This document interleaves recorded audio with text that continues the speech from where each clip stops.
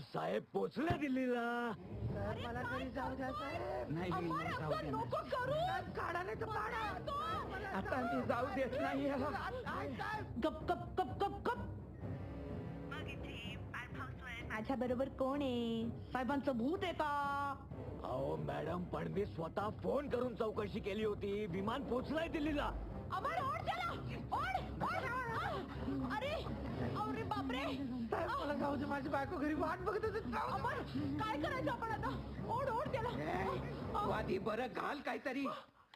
हे काय घातलंय आणि कशासाठी घातलंय? अच्छा भेंडी, मी तुझ्यासाठी म्हणून ड्रेसअप झाले आणि तू मलाच बोल. मला दोघं. मी चालले. काय चालली आता तू? चालली मला बोलतो सारखा.